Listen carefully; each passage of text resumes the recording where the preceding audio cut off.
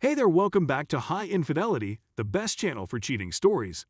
Like and subscribe to channel for more spicy stories. Now, let's get into today's story video. My beloved wife cheated on me and my daughter isn't mine. How can I move forward as well as shake angry feelings? The duration of this discussion will be considerable. My wife and I have been married for 21 years at the time of writing. My assumption was that was one of those miracle marriages since we never argued. I seem to be the best of friends with her and so on. Our 15-year-old daughter received a 23 and me item as a birthday gift from a friend.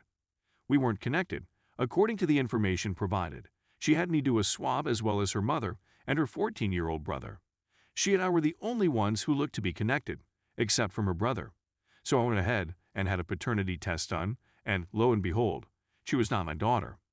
My ex-wife cried and pleaded for me to pay attention to her, but I had become indifferent to her pleadings and pleas. It's one thing to lie, but learning that the source of my life's illumination was not even slightly related to me was devastating. Don't get me wrong, I love my kid to the extreme. It doesn't matter what, she is still my daughter. My allegedly malicious impulses, on the other hand, are what I'm most afraid of. I've never been like this before, and I know it's because I'm upset, but I really don't want her to suffer any longer than she has to. The kids loathe her to the very core of their being. However, I am aware that she is still their mother, and I do not want them to resent her in the process.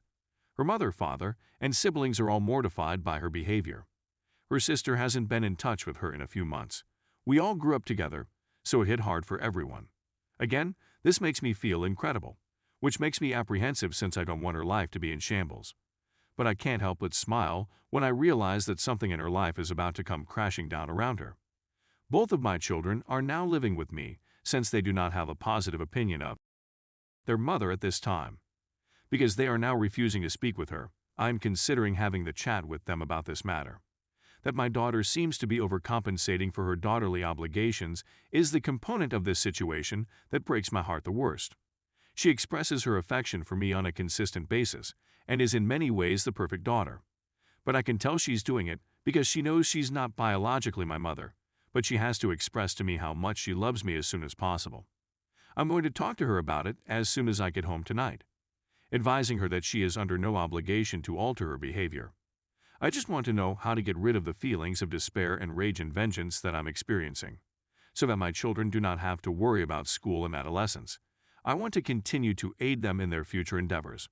Please, any advice you could provide me would be much appreciated. Update 1. To be clear, we did talk about it during the fair, and it was on the program. In all honesty, I didn't want to write that section since just thinking about it makes me physically shudder with hatred.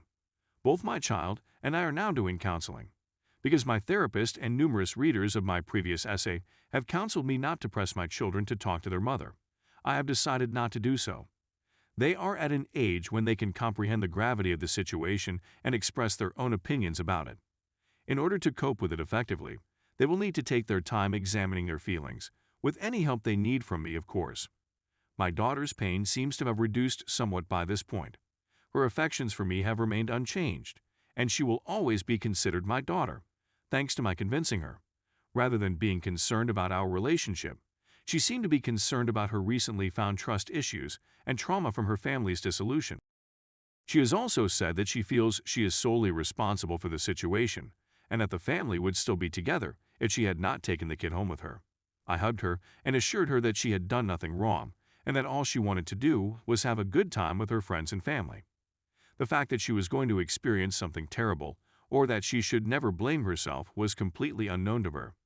It was during one of our conversations that she asked me to forgive her and vowed that she would cherish me for the rest of her life. She admitted that she made a mistake, that it had no significance, and that she really regretted doing so. She also expressed her belief that our love will be able to withstand any adversity. I explained to her that if our love was really that strong, she would not have felt the need to seek consolation elsewhere. She seemed to agree. She is now living with her parents at their house. I've spoken with her sister, and she seems to be contemplating suicide. Their attempts to recruit her aid have been unsuccessful, since all she wants to do is spend time with me and the children. As a consequence, I'm now awaiting the opportunity to serve her with divorce papers. I don't want to add anything further to her already existing mental health issues. I offer that my son and daughter speak with her, but they were adamant in their refusal. I'm going to go along with their wishes and give them a little more breathing space. The nagging feeling that she doesn't care how it makes any of us feel, and that she's just concerned with the fact that she's going to lose her picture-perfect family and the pleasant life we had before, and that it's all her fault, has been bothering me for a while. I have no desire to try to mend the connection and move on from the experience. That's all I've got for the time being. Update 2. It's been a long time since I've written to you, so I thought I'd send you one last update. My child is doing much better today. The event appeared to have strengthened our bond even more as a consequence of our shared experience. And it isn't even a performance. We are spending more quality time together and having more heart-to-heart discussions. She went to the home of her mother's parents to pay her mother a visit. It was said that she spent much of her time conversing with her grandparents and didn't communicate much with her mother. My child is doing well as can be expected. Because he is my child, his experience will be different from that of my daughter. He's still angry at his mother for betraying me, but he's becoming fond of her and engaged in more conversation with her when they went to see her. Due to the fact that he is a protective little brother who despises the fact that his sister was in such pain, he is still uneasy. I really appreciate everything he has done to keep her sane. He conversed with her, went on walks with her, and never gave up on her until she became his wife. I told him how proud I was of him for sticking by her side. He seemed to be moved by my words. I also spoke to him about how he was feeling since I realized that I had been dismissive of him because he was my biological child during the whole process. But since being in IC, he's been able to talk about his issues with me. We've had several chats while he's been here. With regard to my wife, I tried MC to see if there was any prospect of a positive outcome. I tried to believe her when she said it was the only affair she had ever had and that she had no clue she was expecting a child. However, this did not turn out to be the case. In MC, I couldn't look her in the eyes or speak to her, and when I did, it was just to express my disgust at how awful it made me feel. Even though she sobbed and pleaded on her knees, nothing seemed to change. I couldn't believe she'd never strayed again, and I believed she was well aware that it wasn't her child, but she chose me as the most secure option. I'd been taken advantage of, and I'm fed up with it. I served her at her parents' house, and she broke out laughing when I told her about it. She screamed at the top of her lungs as she lay on the ground. I couldn't understand a word she said, but I didn't care since I was numb to it. But instead of pleading with me to forgive her, she was taken to the front and, without saying anything, received a firm handshake and nod from her father, who had a look on his face that said, "I completely understand." After contacting my daughter's biological father, we were able to get his medical information. Since she already had a father, she said that she does not want to have anything to do with him or his family. I'm not going to make any effort to talk her out of doing it. But I'm scared she'll want to get in touch with him one day and get really close to him, and I'll be forgotten about.